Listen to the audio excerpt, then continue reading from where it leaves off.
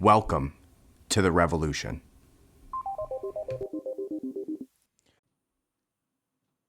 Hello, and welcome to Red Pill Revolution.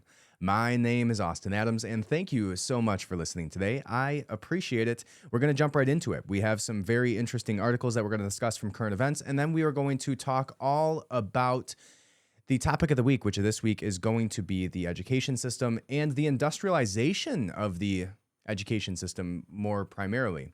So we're going to go back and talk about actually when the modern American education system came to be what it is today, how it came to be what it is today, who the money was provided by through the General Education Board for it to become what it is today, which is an industrialized factory pushing out children and literally programming you to become a conformist and somebody who is passive and somebody who is non-creative and a factory worker, just as the man who funded it himself said. So we will discuss that. Before we discuss that, though, we are also going to discuss the satanic performance during the Grammys by performer Sam Smith. All right, Sam Smith performed his hit song, Unholy, right? Starting off to a good start there. Unholy in a satanic outfit with women in bondage all around him, with flames all around him. And then immediately after that, there's a certain company that was promoting this and sponsoring this show, which is hilarious. And we will talk about who that was once we get into it. After that, we're also going to discuss the Pentagon coming out and saying that, talking about the Chinese spy balloons, which is probably, if nothing else, just great comedy. I cannot believe that the white balloon floating through the sky became the biggest hit story for how many days. And we'll talk about what my thoughts are on that and why I think it was just a huge distraction for something else that was bigger going on. So we'll talk about what that is. And then we are also going to discuss the controversy that is surrounding the very new Harry Potter game. Now, I, for one, am stoked about this game. I read my daughter Harry Potter every single night. I love J.K. Rowling. I posted about her last week. I really appreciate her opinions on the current events that are going on surrounding the trans movement and some things like that she's spoken out on, protecting actual women's rights. So there's been some controversy surrounding that. We'll talk about why, but just know this, J.K. Rowling is on the good side. She is on the good side. And there's not too many of us, right? Especially when it comes to, authors and generally creative people in the large spotlight of the world. So, holding down the fort, J.K. Rowling, I appreciate you. All right. Then, like I said, we're going to jump into our main topic of the week, which is all going to be about how the education system is just indoctrinating your children and turning them into factory workers, and how that started, who funded it, why, and how to correct it for you and your family moving forward. So, without further ado, let's jump into it. But first things first, I need you to hit that subscribe button. If you're new here, I appreciate you so much from the bottom of my heart. I love you. Thank you for listening. If you're already here around with me every single week, I love you too. Thank you. I appreciate you. I love these conversations with you guys. So go ahead and hit that subscribe button. If you are already subscribed, leave a 5-star review and tell me why you love the podcast. Tell me your favorite episode. Tell me something we should talk about, whatever it is. Tell me a guest that I should have on the show, which is the direction that we're moving here shortly, as we will be adding in additional shows with interviews. So tell me who that is, or who you think I should have on the show. But anyways, leave a review. Then head over to the Substack, redpillrevolution.substack.com. You will be able to get a free podcast companion every single week directly through your email, which will include all of the links, all of the articles that are discussed here. It will also include all of the subtopic videos, the full video podcast, the podcast directly to your email every week. And it's free, if you can imagine. Last week, I released 3 different articles that we wrote surrounding the topics that we were talking about that week. So I'll have an article out this week about J.K. Rowling and Harry Potter's video game and the controversy around that. We will have an article out about the spy balloons. And then we will have an article out as well about Sam Smith at the Grammys. So, and then obviously we're going to be writing and putting stuff out about the education system. So at least 3, maybe 4 articles this week directly to your inbox on top of the podcast companion. So what the hell are you doing if you are not subscribed? What are you doing? Just head over there right now, redpillrevolution.substack.com. and follow us on social media at Red Pill Revolt. All right, that's all I got. Go ahead and subscribe, 5-star review. Love ya. Let's jump into it. Welcome to Red Pill Revolution. My name is Austin Adams. Red Pill Revolution started out with me realizing everything that I knew, everything that I believed, everything I interpret about my life is through the lens of the information I was spoon-fed as a child. Religion, politics, history, conspiracies, Hollywood, medicine, money, food, all of it. Everything we know was tactfully written to influence your decisions and your view on reality by those in power. Now, I'm on a mission to retrain and re-educate myself, to find the true reality of what is behind that curtain, and I'm taking your ass with me. Welcome to the revolution. All right. In my best Matthew McConaughey impression, the very first thing we're going to talk about today is Sam Smith's Grammy performance, where he was dressed as the devil on primetime television with women around him dancing in what appeared to be bondage materials with flames all around them. It's like, in primetime television. Right? Children watching this in one of the most celebrated Hollywood events. Right? Now, you have people out there like Alex Jones who have been talking about Hollywood being satanic, calling them Satanists for decades. And everybody, for how long, has pointed to Alex Jones and called him a conspiracy theorist. And all of a sudden, it's just rubbed in our face constantly. From the artwork that was on the wall of Freaky Friday Mom's business meeting office that we talked about last week, to Sam Smith's Grammy performance, to basically everything that comes out of Hollywood, from the cosmetic lines of the Kardashians to there's basically nothing that you can point to that is not satanic at this point in Hollywood. That's an exaggeration, but this is probably one of the most egregious ones. So there's a lot of pushback on this, and let's find out why. So this article comes from Yahoo News, and it says, did we really need a satanic bondage show at the Grammys? And this, again, comes from Yahoo News, which is kind of surprising to me because Yahoo News is primarily left-leaning, and even they're critiquing this. All right, so it goes on to say that, want to know why so many people are giving up on mainstream pop culture? Take a look at Sam Smith and Kim Petras' performance of their hit song Unholy at the Grammy Awards on Sunday night.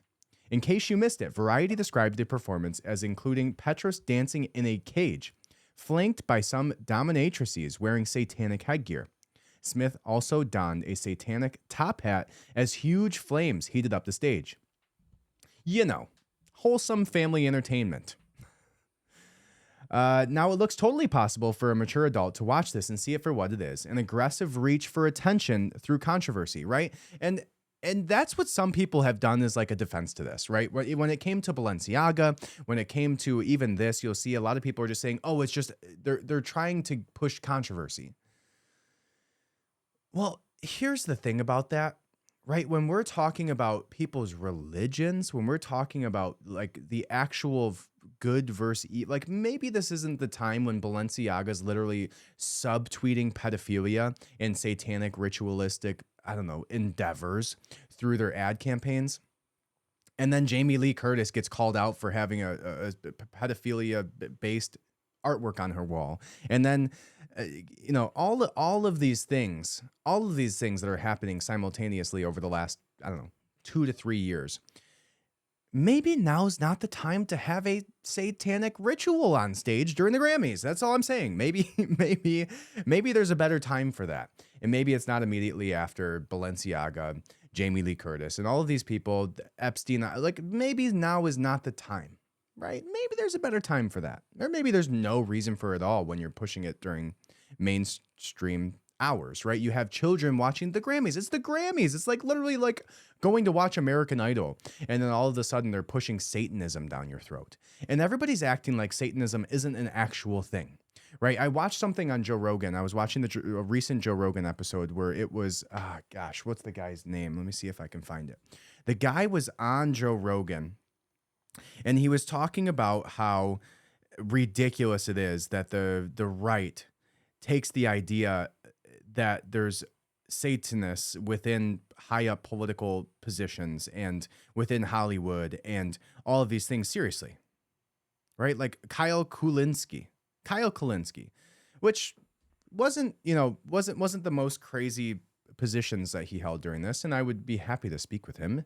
But his position was this. He went on to Joe Rogan and said something along the lines of the fact that there's real conspiracies out there, right? There's things like Epstein Island are real, but things like the Q conspiracy, which, yes, there's definitely some crazy, weird, unrealistic, bizarre, and far-reaching positions within the Q movement. But one of them that he called out specifically was that there is satanic rituals happening in high up positions of Hollywood and government political positions, right? He alluded to the idea that, oh, that's just a conspiracy and everybody wants to call them out. But, Joe Rogan has talked about this specifically, that there's actually things going on like Bohemian Grove, where you have people who are in high political positions, who are multi-billionaires, who all meet each other at a certain little club in California and burn effigies that are supposed to be child sacrifices to a owl god at Bohemian Grove, which, again, going back to Alex Jones, he actually went and did undercover work to be there during one of these and saw the whole thing go down. This is real, right? Now, he talked about the Comet ping pong pizza thing and like Pizzagate and all of that and how crazy that is. And maybe so. Maybe that's crazy.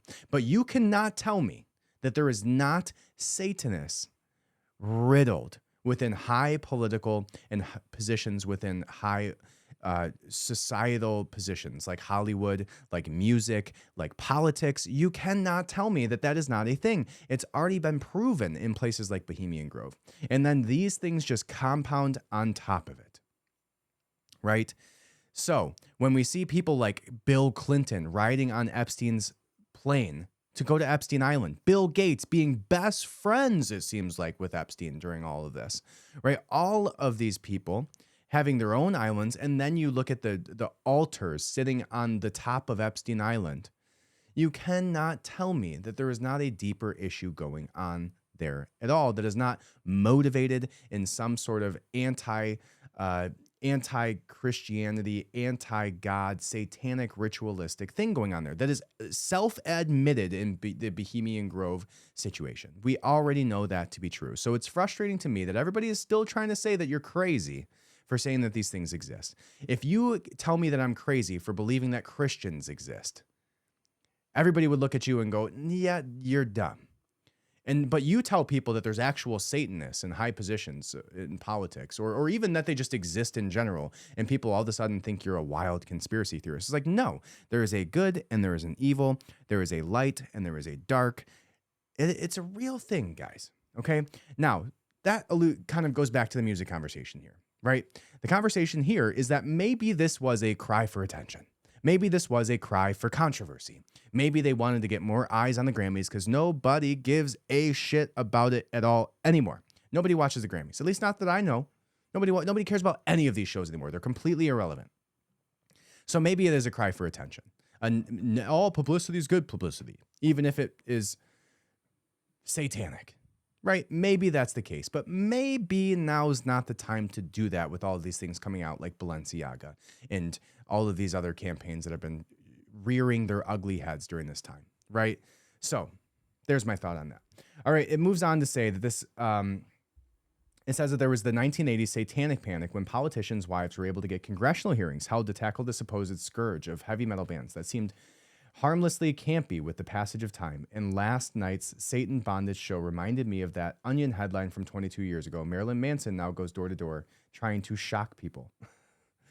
But even if you see the satanic shtick as more schlocky than disturbing, it's hard to make the case that images of women grinding in cages are appropriate for network television on a Sunday night during prime time, a time when the broadest audience available, including children, are watching. Again, we are talking about the Grammy Awards, mainstream pop music's Oscars, which aired on CBS from 8 p.m. Now, one thing about it too is CBS before the show said ready. What did they say? They said in a tweet, ready to worship. CBS, the same CBS that you watched Arthur on. Pretty sure that was CBS. The same CBS that you throw on kids' cartoons is saying ready to worship the devil with Sam Smith at the Grammy Awards. Now, to piggyback off of that and make things even worse on the transition out of the performance, the very next thing that pops on the screen with flames in the background is sponsored by none other than Pfizer. Who would have thought? You cannot write this. Why would they do that? Why would they do that? If I was sponsoring, you know how much that ad position costs? Do you know how much Pfizer paid out to have that specific position during the Grammy Awards? On the backs of a satanic ritual music performance that was going on, whether it was for shock factor or if it was really what happened. Now, some people are also showing and talking about the 2,000 plus people that died from an earthquake the day following. I'm not saying anything about that, but it's an interesting coincidence. But what in the world, right? So, this is not, it goes on to say, this is not to say art shouldn't be provocative. Petrus, whose past hits include Treat Me Like a Slut, during her acceptance speech after winning the Grammy Best Pop Duo Performance for Unholy, proclaimed that she was the first transgender woman to win the award, and later backstage explained that she grew up wondering about religion and wanted to be a part of it, but slowly realizing it didn't want me to be a part of it. So it's a take on not being able to choose religion and not being able to live the way that people might want you to live, because as a trans person, I'm already not kind of wanted in religion. So we were doing a take on that, and I was kind of Hellkeeper Kim. What kind of bullshit response is that? That's the best you got for that? Like, oh, I'm trans. That was literally her response is, well, don't be mad at me. I'm trans. What a perfect response. What? As far as I'm concerned, this says, willing adults can watch this if they want, but last night's TV audience didn't buy a ticket for this. Indeed, on a show intended for general audiences, it was meant to provoke, to push boundaries, and very possibly designed to offend a good portion of the audience. At least 30-40% of the audience is somebody not far left liberal, which the fact that you even have to say that, like the idea that being associated with trans or the left is inherently makes you much closer to being on the side of the satanic ritualistic performance is kind of comical, right? And I don't think that very many people would agree with that are on the left that would like this to be happening. Like, I don't think that's, but the mainstream is trying to say that, right? Anyways. All right, let's go ahead and read on. It goes on to say, all right. And when you're sticking your finger in the eye of millions of people, it's really hard to argue with those saying that Hollywood produces a mainstream popular culture that is openly intolerant of their values. It's also hard to tell them they're wrong and intolerant if you would prefer to check out, unplug the TV, and homeschool your kids, which we'll get to at the end of this. Choice is a two-way street, and many are making the informed choice to tune out while they still can. I may be more attuned to this than some. Almost every Sunday, my wife and I sit back at the pew of a conservative church. About once a month, the pastor preaches about how bad things are in America and how our culture is so debauched and depraved. So this must be a very opinionated piece from Yahoo that nobody approved, because they would never let somebody who goes to church be a part of Yahoo. All right. Anyways. And then they have the actual performance here. Let's see if we can see the last minute or so, 30 seconds. Or not. Or not. All right. Moving on. All right. The next thing that we're going to discuss here is going to be, and I'd be interested to see your guys' thoughts. Do you think that they were being real? Do you think that it was all a ploy for controversy? I don't know. Either way, do better. That's so like campy is the right term. Like just cheap. If that's what you're doing for controversy, right? That's like, you can just maybe be better at singing and writing songs. You don't have to do satanic stuff to get people's attention. All right. Now, the next thing discussed here is that so if you had been under a rock over the last week, there was a big white balloon floating over the United States for days. And allegedly, it was a Chinese spy balloon. Now, if you were to engineer a Chinese spy balloon, why would you make it white? Why is the first color that comes to mind in the sky going to be like they just didn't expect there to be clear skies? I don't know. But it was so easy to see. It looked like there was everybody who was zooming in on this spy balloon thought it was, they're like, there's the moon. And what the hell is that? Right? If you're truly spending billions of dollars to spy on the United States, I don't think you're doing it by painting a white balloon and then sending it across the country at 14 miles an hour. It seems like if China already has all of the information they ever need, you know what they needed to do? Even if they're flying over Montana for the nuke bases that are there or whatever's going on there that they were trying to gather data and intel for.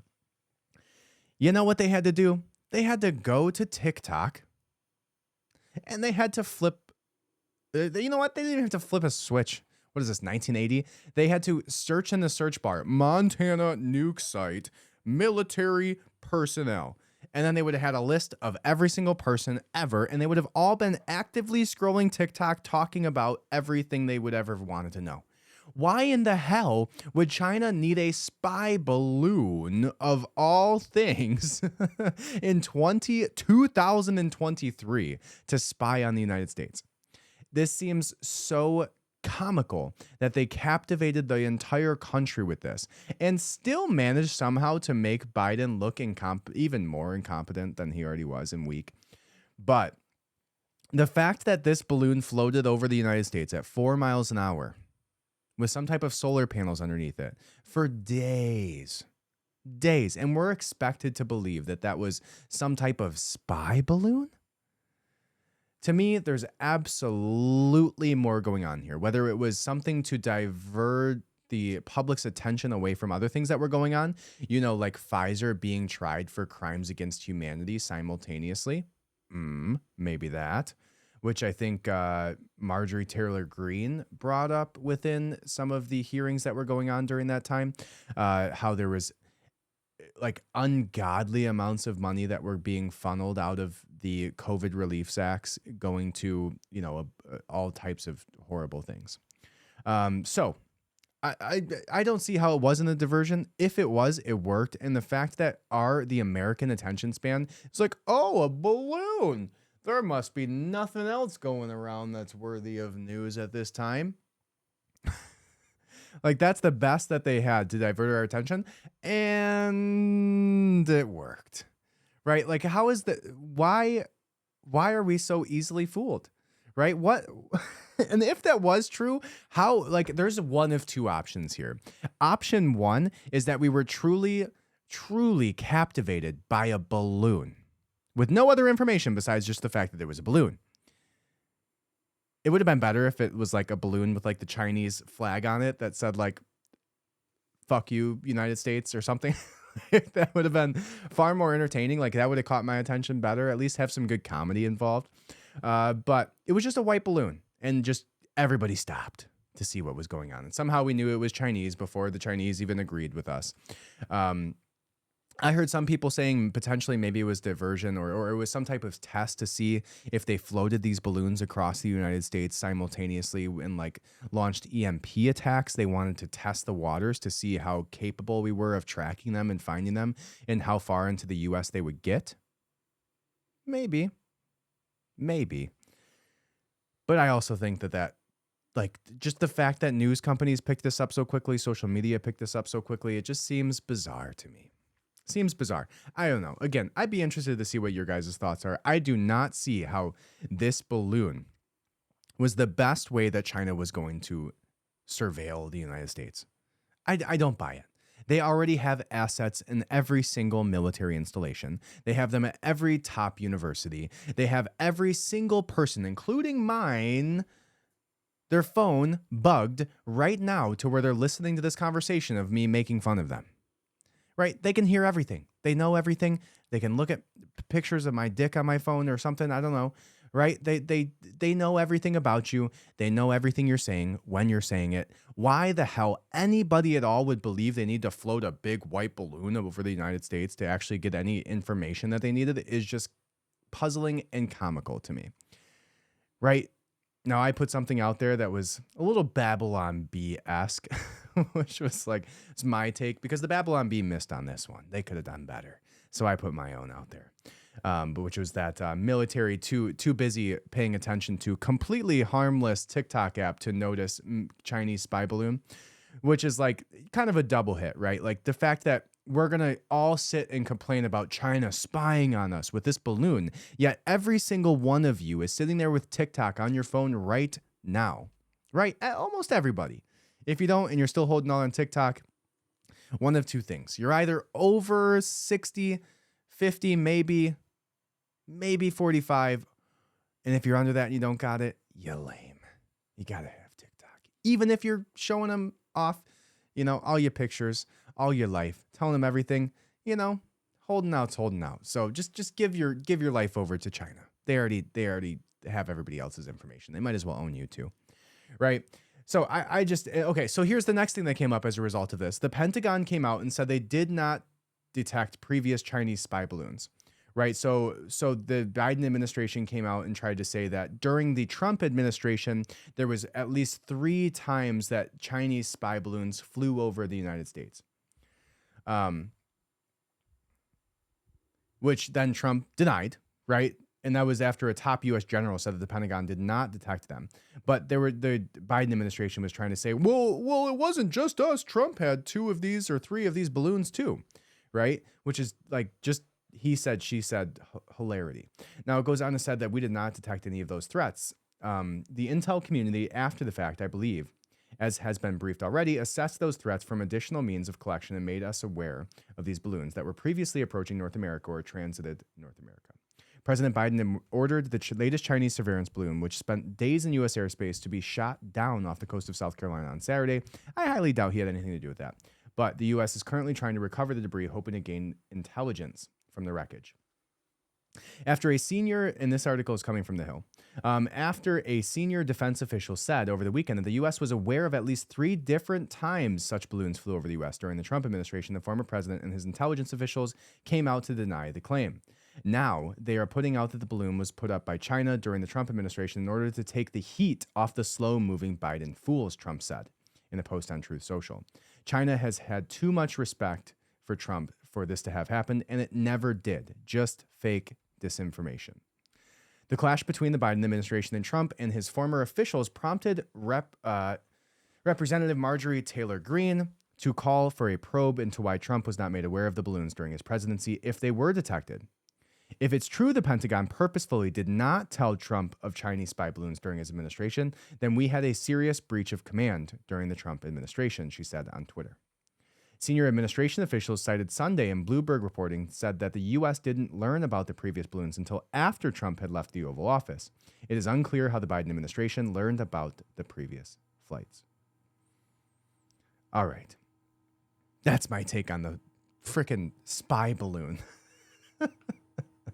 Like, there's 007, there's, and then there's the Chinese white spy balloon. Like, this just shows you how far the U.S. has fallen. And then last but not least, in the current events train here, is going to be that J.K. Rowling and the Harry Potter video game are taking heat for seemingly no reason at all. Okay, J.K. Rowling wrote the Harry Potter series, and I put out a post a few days ago now, talking about how J.K. Rowling has been vehemently posting about how she is against the movement of men wearing wigs, pretending to be women, and moving into female spaces under the guise of being trans. Okay, she has been very public in her disavowing of this movement, of calling out the people that were allowed to be moved into jail cells who were like actual 6'4" murderers going into jail with women, like because they were calling themselves trans and wearing a wig. So she's been very, very public about this. And thankfully, there's actually some people with the balls to do this that have this big of a platform, because she's taken a ton of heat for it, right? And now here's what's going on with it. It says, why is Hogwarts Legacy, a Harry Potter video game, so controversial, right? Now the cliff notes of this is going to be that she doesn't agree with the trans agenda, and she believes this in encroachment on feminine spaces and on femininity as a whole. Right? Men putting on a wig, saying they feel like a woman, wearing makeup, watching some YouTube contouring classes, and then all of a sudden going to pee in a women's bathroom as a result. She doesn't agree with it. Okay? So now everybody's calling for boycotts of the Harry Potter game, and like everybody's like, from Twitter perspective, and all of these like people trying to review Harry Potter are like towing the line, but also really pissed that this video game is just crushing it. It's a sweet looking video game. I can't wait to play it. And I haven't played video games in quite a while. But this one is one that I will almost go out and buy a new gaming system just to be able to play. It looks incredible. So it's a role-playing game of Harry Potter. You start out as if you are a not a new student, a fifth-year student at Hogwarts, and then you go through and you can create your character, you can go on missions, it looks amazing. And like, for all of us that grew up on Harry Potter, like, this is a dream come true, that you have something like this incredible technology. Like the picture that I'm looking at of Harry flying a hippogriff right now, which is like an eagle mixed with a horse, if you don't know the Harry Potter series, just looks unbelievable. Like, it looks beautiful. All right. And now they're calling for people to boycott it over her position on trans ideology. Now, here's what I have to say, just as like a meta point over all of this, is that I just got done. I've been on a little bit of a fiction kick recently. I haven't read very much fiction in my life at all. So I'm going back and reading like all the OG stuff, right? Like first this started a little bit, well, I actually say it started with fairy tale. I just finished probably a month ago, Stephen King's new book that was the #1 book of 2022, which was Fairy Tale, which is an incredible, incredible book. I would highly recommend you go read it. It's a bit thick. It's like 700 pages. It was a bit thick for me to read for my very first fiction book in probably 10 years. But it was very good. Captivated my attention. It's an incredible story, beautifully written, like so much, like it's great. I would highly, highly recommend it. Fairy Tale by Stephen King. Go check it out. Literally, if you have a library card, and just go buy it from Amazon anyways, 'cause it's like $15. But here's the deal. I don't agree with the things that Stephen King said about politics. I don't agree with his positions on politics. He's constantly calling out the right. He's very liberal in his ideology. He does not agree with the Second Amendment. I could give two shits what Stephen King thinks about politics. You know what? He's an incredible writer. And I don't care what he thinks about politics. He's an amazing artist. And regardless of his political stance, just like I would be friends with anybody who's on any side of the spectrum, right? I don't think that you need to condemn somebody's life work because they disagree with you politically. Then that literally means that you're going to take 50% of the, maybe not 50% of the artists, just with the way that personality traits lie when it comes to leaning left or being right, but a good portion of the talented people in the world. And if you're on the right and you have a problem with artists who are left-leaning, then you literally are like out of 75% of the conversations when it actually comes to enjoying art, enjoying music, enjoying Hollywood movies. Like, you're just out of the conversation in the whole. So like, maybe in part this is just like self-preservation in my appreciation of art in this lifetime. But I just don't see how you can take somebody's political opinion and just completely discount their life's work and discount something that this universe that they built beautifully and incredibly over how much of their life that you like made my childhood at points. It was the only fiction books I really read growing up that I was just like really remember reading. I read all the Harry Potter books. My grandma gave them to me every year that they came out, and I read them every year. I loved Harry Potter, loved all the movies, right? And if it was Stephen King that wrote it, I would still enjoy it. And if the game was badass and looked like this, I would still play it. I don't care about you. That's the difference to me between the left and the right, is that the left is going to like, and maybe that's a powerful thing for the left, at least. Maybe that's something that you can give them. Is like, man, they're really sticking by it. If you're not going to go play this sick Harry Potter game because she spoke out against women being or men being allowed in women's prisons after they murdered people, like that's your position, then you're sticking to your guns pretty hard, because I would still play this game for sure. Right. So let's read this article. We'll see what the actual, this is coming from Polygon. Not sure what the hell that website is, but let's read it. It says Hogwarts Legacy, on the face of it, should have been a pure wish fulfillment for millions of fans who have been enchanted by the lore of Harry Potter's world over the last 25 years. In the video game launching next week, players will live the life of mystery and adventure that comes with being a student at pop culture's foremost school of witchcraft and wizardry. Still, Hogwarts Legacy and the Harry Potter franchise trouble many fans for reasons outside the video game's story or context. Why is that? We'll now go further behind the Wizarding World curtains to explain the controversy.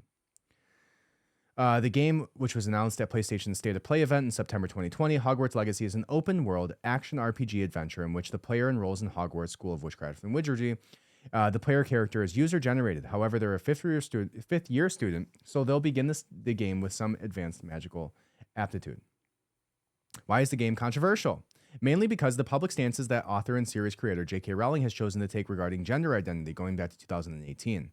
Her views came into full display in the summer of 2020. At the time, Scotland, Rowling is a resident of Edinburgh, writing most of Harry Potter series there, was considering changing its laws to allow individuals to change the gender assigned in their birth certificates without a medical diagnosis. After a couple of years of coy social media gestures and replies on the subject on June 10th of 2020, Rowling published a confrontational 3,600-word essay on her personal website spelling out her views on gender identity, her skepticism of transgender inclusive laws and policies, and the new trans activism. Rowling invoked her own survival of domestic abuse and sexual assault, while also raising a discredited hypothetical about male sexual predators being allowed into restrooms for girls and women as long as they identify as one. There's nothing hypothetical about that. There's literally countless articles out there of predators. There's literally a school where they silenced the girl and their parents for talking about this boy that was coming into the women's locker room and preying on women. Like, I'm pretty sure raped them in this locker room. And then the school was standing up for the boy who was identifying as a girl, and literally raped these girls. And like, that's not a discredited hypothetical to say that this is happening. Like, if you are a predator, why would you not do that? It's literally a backdoor, like, workaround loophole to being able to be a fucking creep. And all you have to do is throw a wig on and nobody gets to say anything to you. Like, that. Yeah, not a discredited hypothetical. Anyways, since the June 2020 editorial, Rowling has continued to engage with the subject of transgender identity from the same point of view. Her crime novel, It's the Wine, Troubled Blood, also published in 2020 under the nom de plume Robert Galbraith. Well, that was pretty good. Tells the story of a serial killer who dresses as a woman when he carries out his murders. LGBTQ plus advocacy organizations condemned it, and Rowling's other writings as harmful and suborning the harm and discrimination of transgender persons, although some of Rowling's celebrity colleagues publicly came to her defense. Is she developing it? Reportedly not. Immediately after Hogwarts Legacy Worldwide revealed in September 2020, publishers Warner Bros. Interactive Entertainment posted they frequently asked questions that distance the project from Rowling. Hogwarts Legacy is not a new story from Rowling. Adding that Rowling is not directly involved in the creation of the game.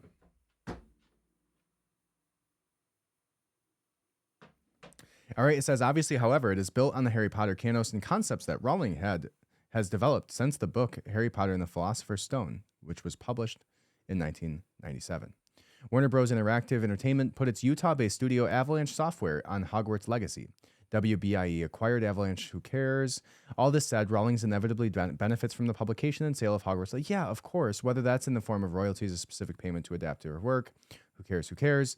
Yeah, who cares? Yes, she's involved. She literally created this entire universe in her head, along with all of the characters, all of the games, all of the spells, the entire school that you're going to, all of it. And if you care to put a political statement down to not play it, she does not give a flying shit, as she said on Twitter. Literally actually said that on Twitter. I'll read you verbatim. She said, you're not required to buy it. she retweeted this from Solomon Rushdie. You're not required to buy it. The truth is the truth, whether you buy it or not. The planet is round, even if you don't buy that and insist it's flat. But whoever tweeted that or retweeted somebody talking about it deleted it, so I can't tell what the context of that was. But it seems to be about the video game. I would assume it is. But another tweet by J.K. Rowling said, I don't know about you, but excluding women from women's prisons just because they've got penises, male pattern baldness, and have committed a couple rapes seems awfully turfy to me. And that was a response to, does Scotland's first prime minister believe all trans women are women? Yeah, because they recently in Scotland said that men could not go live in women's prisons just because they think they're a girl. So, anyways, let's go back and see if there's anything of merit on this. Here's something that Jesse Earl said. No idea who that is, but don't really care. Any support of the Harry Potter franchise, current projects, while J.K. Rowling is in charge of it and using her ongoing platform to target and also justify her continued targeting of trans people, is harmful to trans people. I will not begrudge anyone their love of past works or things they've already owned that they take comfort in. I own the first 9 movies and all 7 books myself, but any support of something like Hogwarts Legacy is harmful. It's so harmful to say that men who raped women should not be in prison with women. And then J.K. Rowling said, deeply disappointed Jesse Granger doesn't realize pure think is incompatible with owning anything connected with me in any form. The true righteous wouldn't just burn their books and movies, but the local library, anything with an owl on it, and their own pet dogs. Do better. Way to go, J.K. Rowling. Yeah. So it's the fact that they're like trying to say that you should just outright not play this game at all, to me is like comical. Like I said, I read Stephen King's book. I think that you should go read Stephen King's book, regardless of his political opinion. It's a phenomenal book. Harry Potter is a phenomenal, apparently a video game now. It's phenomenal books. Who cares about their political ideology? You should appreciate good art, regardless of what they think. In a world where, you know, like 50 years ago, you would have never even known these things to begin with. So like, who cares? Go read Stephen King. Go read J.K. Rowling. Who cares? Appreciate good art and art for what it is. And if you don't agree with their political opinions, then don't follow them on Twitter. Who gives a shit? Right? Those are my thoughts. All right. And last but not least, the very last thing we're going to discuss is going to be the American education system. All right.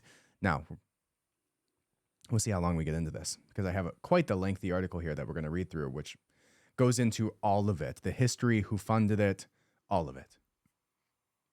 But before I do that, the first thing I need you to do is, if you didn't listen to me the first time, I'm just going to assume you like, you know, I don't know, your earbuds fell out while you were cleaning your house. You fell out of your car for 15 to 20 seconds, jumped up, opened the door and got back in there, and just so happened to miss the first part where I asked you to subscribe. But if you could and you didn't already, please hit that subscribe button. I would appreciate it from the bottom of my heart. I truly would. If you are already subscribed, please leave a 5-star review and then go sign up for the Substack. All right, here's the deal with the Substack, and here's why I'm pushing this so heavily, and here's why I'm going to be putting out so much more content there. The Substack is the only place that I have a direct connection with you. Okay, nobody's taking away my Substack. Nobody's taking away the email list that I download a CSV file of. Nobody. I will always have access to your email. As we've seen in the past, I've just gotten back my social media platforms. I completely got banned off of TikTok for no reason other than these types of conversations that I'm having here, which are not crazy. The only way that I have a direct connection with you is directly through email. So if you are not on the email list, you're going to miss out. There might be one thing that I say that I post on social media and you never see me again. That's all it takes. But if you are on the Substack, you will not miss out. You will always be getting the podcast companions, the articles directly from me. Okay. So go sign up, redpillrevolution.substack.com. It is free. I am not charging you anything for that. Okay. As soon as I'm done here shooting this, I'm going to edit this down, post it tomorrow morning. It is now 11 o'clock at night. I will have this up and ready for you guys by 6 a.m.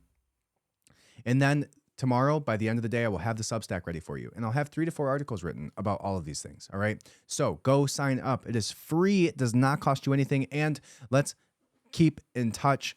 Even if for some silly reason I get shadow banned or banned completely off of social media, we'll always be there for each other. Aww. So, redpillrevolution.substack.com. Go sign up. It's free. All right. That's all I got. Oh, and if you want to be a paid subscriber, you can do so. You can do it two different ways. You can either subscribe at the very bottom. It says something like, here's a paywall. There's nothing below it. All right, guys. I tell you every time, there's nothing below that paywall. All I'm doing is giving you a virtual hug if you want to be a part of it. I will eventually start adding in paid content, but for now, I just want to give you guys everything. There's nothing below the paywall, but there is the appreciation of my warmest, heartfelt appreciations. All right. So, but eventually we will be doing something with that. So for now, it's free. Go ahead and sign up. All right. Now, moving on. Here we go. This is an article that was written up by thesouljam.com. All right. Now, I've been diving into this for a pretty long time. Now, the reason that I'm going into this today is because I believe wholeheartedly in the idea of educating your children, right? I believe that as a society as a whole, we have been abdicating far too much of the responsibility of raising our children to corporations, governmental entities, and screens. Okay? That's what we've been doing. And we've been doing it in the name of easier, just go away from me, right? It's easier if your kid goes off to school every day and you don't have to deal with them. It's easier if you turn on a TV and the first thing in the morning when they wake up so you don't have to deal with them. It's easier if you X, Y, and Z and fill it in. Every single thing that we do today in the modern society is for the ease of the parents and the lack of the child, right? So in school is one of the biggest ones of that. My children that are of school age are all homeschooled by my wife. Okay, we sat down, we figured out a curriculum.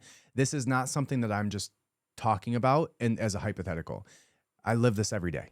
Okay, and it's not easy to homeschool your children. It is not easy. But you know what else is not easy is knowing that your child is being indoctrinated in a school system that doesn't align with your belief systems.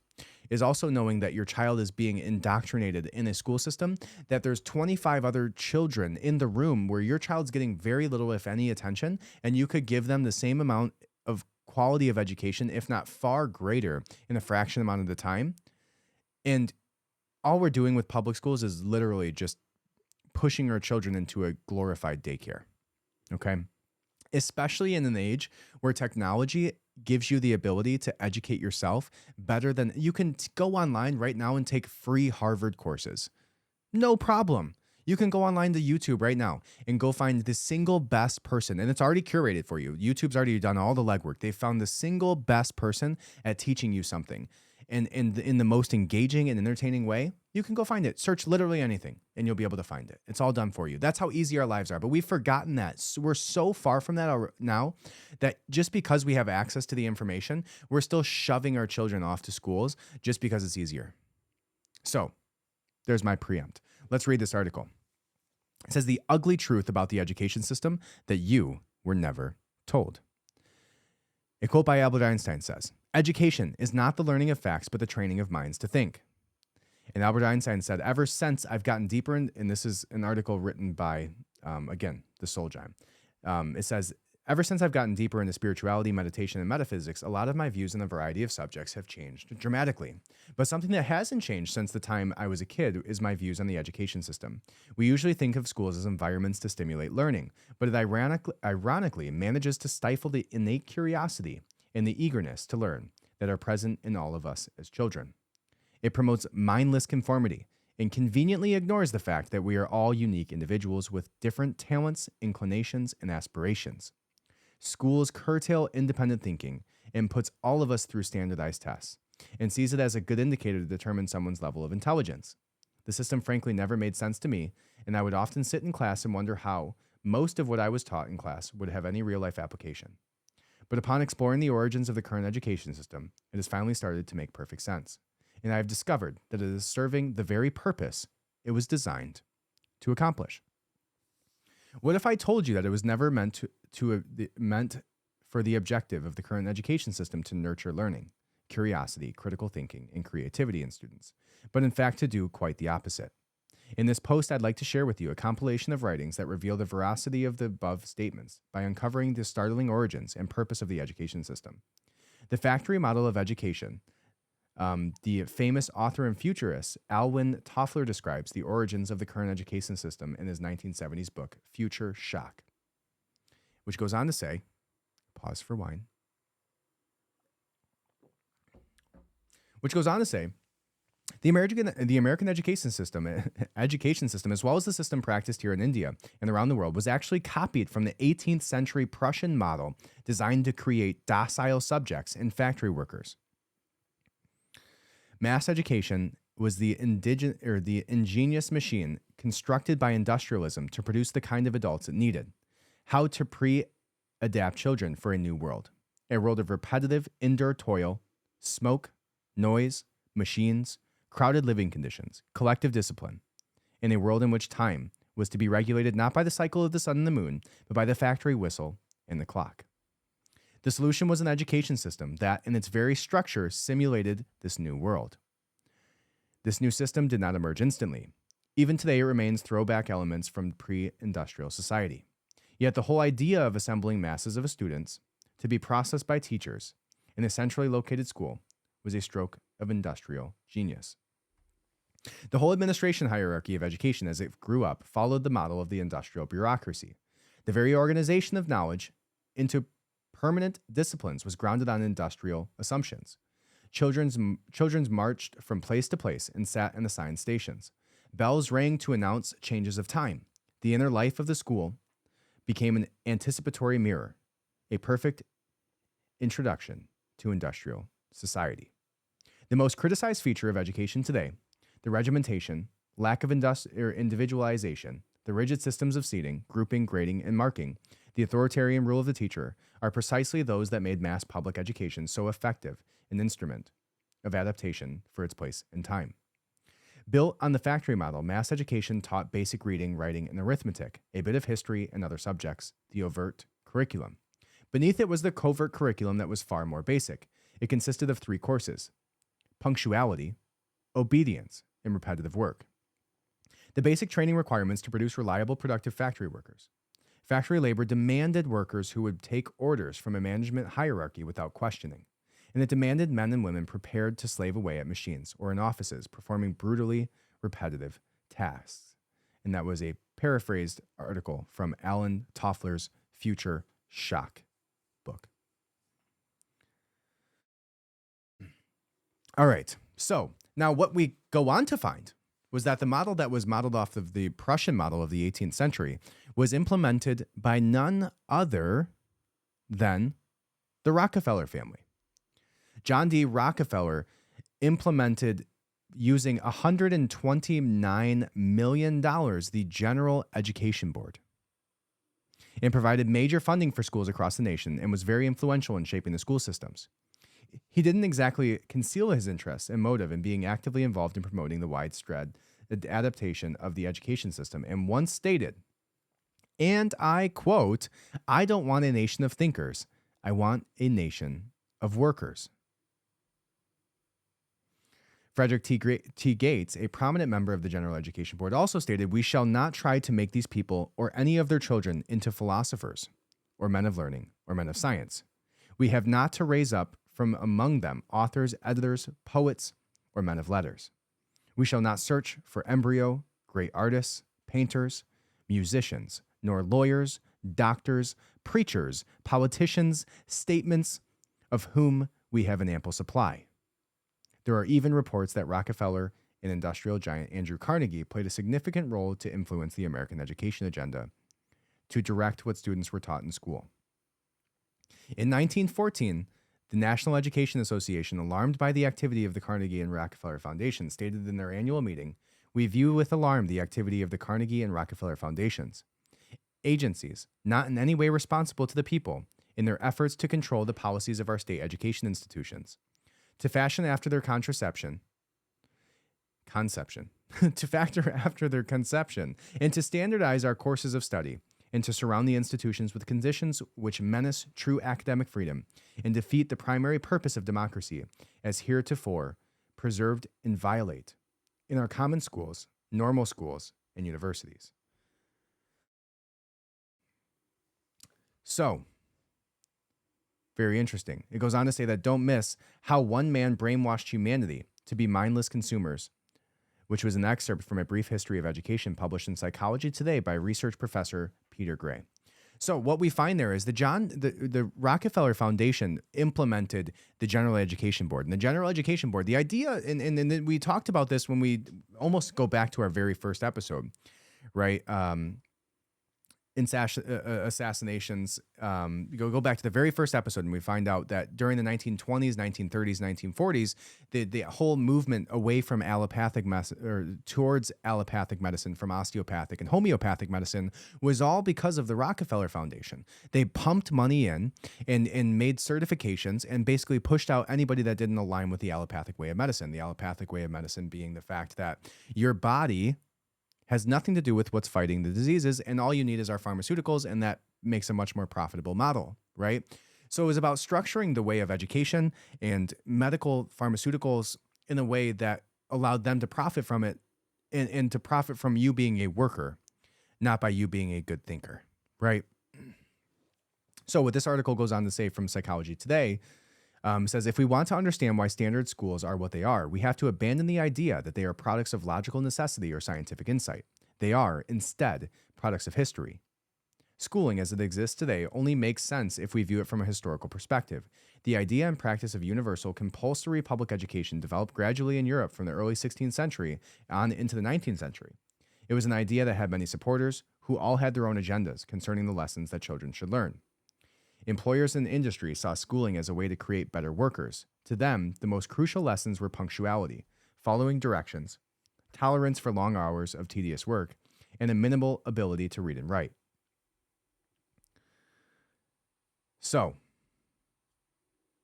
you guys can read more into that. But here's my position on all of it. We're in a position now as a society where we can gain control, right? We have such an ease of access to information, such an ease of access to education.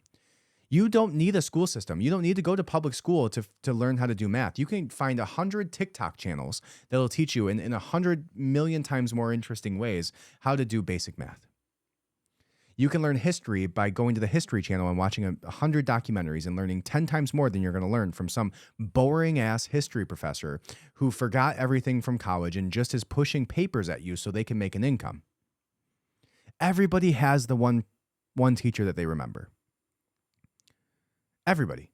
Shout out Mr. Perry. Everybody has the one teacher that they remember that actually cared about their students, that actually cared about their education. Right? And you remember them for a reason, right? You remember the impact that they made because they actually cared.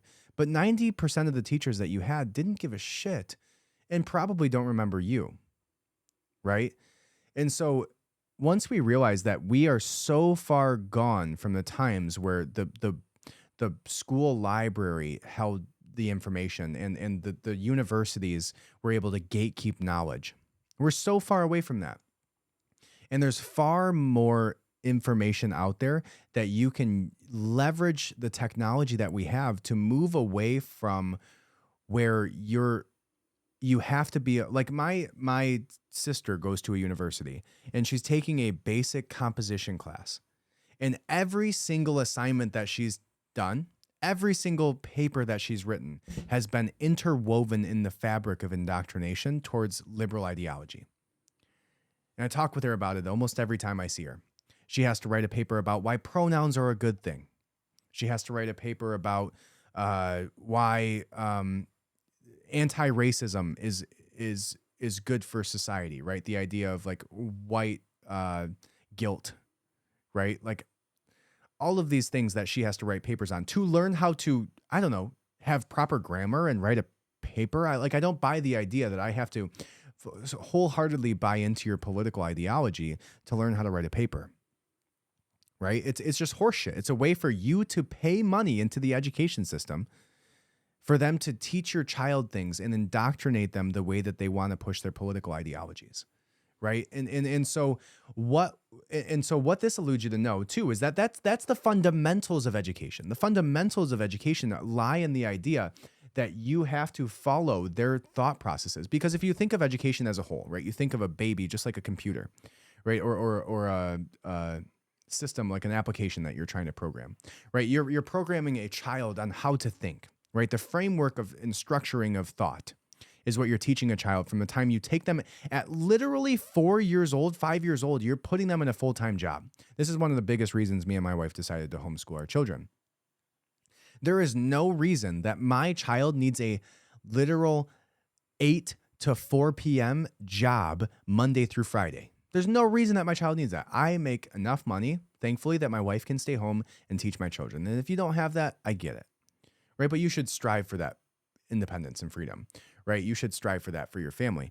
And so, and if your wife doesn't want to do that, that's fine too. That's cool. But for me, that's important, right? I can give my wife and my children the ability to be around each other, and my child does not have to go get a full-time job to learn how to write English. My child does not have to get a full-time job 8 to 4 every single day, Monday through Friday, to learn how to read. No. There's hundreds of things that you can utilize. There's books. I have hundreds of books in my home right now that my child can use to learn how to read. There's however many applications on an iPad that is specifically built for your child to learn how to read, to learn how to do math, to learn how to write, right? All of these tools are out there. Yet the reason that we as a country, as a society, as a culture are not utilizing them is because we've been so ourselves indoctrinated into the idea that you turn 5, you go to school. Now, as a parent, you can throw your hands up, your job's easier. Right? But what you're missing by that is you are no longer the driver of your child's programming. How many articles, how many times have we seen teachers who have been caught with far more explicit things than what we're talking about here, but even just pushing bad thoughts, right? Pushing bad ideology, pushing, the LGBTQ stuff within a fifth, fourth, third, first grade class. There's no reason for that. You don't need to teach my child about sexuality. You don't need to teach, which is inherently from the root word of sex, right? You don't need to teach my child that, right? But by abdicating the responsibility of that 8 to 4 time frame every single day, you give them the right to do so. So here's my thought is why not take that power back? Why not realize that it is easier now than ever to take control of your child's education, to take control of your child's programming, because that is what is happening, is the programming. When you're teaching a child math, when you're teaching them science, when you're teaching them the scientific method, you're teaching them how to think. You're teaching them the framework of thought with math. It's the same reason the Gates Foundation was pushing hundreds of millions of dollars trying to confuse your children with Common Core. For what? You think Bill Gates gives a shit about how your child divides 16 by 70? Right? Like, he doesn't care. You know what he does want to do? He wants to program the way that your child's underlying programming and thought processes work for the remainder of their life. Right? That is why he's pushing hundreds of millions of dollars in the Common Core math. He wants to muddy up the waters of what's going on between your ears, your child's ears, right? And you're allowing it. We're allowing it because we want to make our lives easier.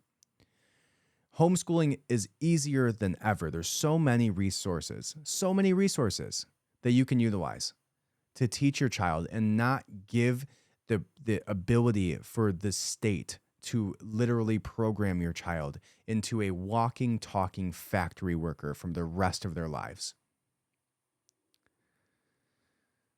It's just so wild to me. It's so wild that that's how it goes. Like 5 years old, you're going to send your child to school, 9 to 5, 8 to 4, right?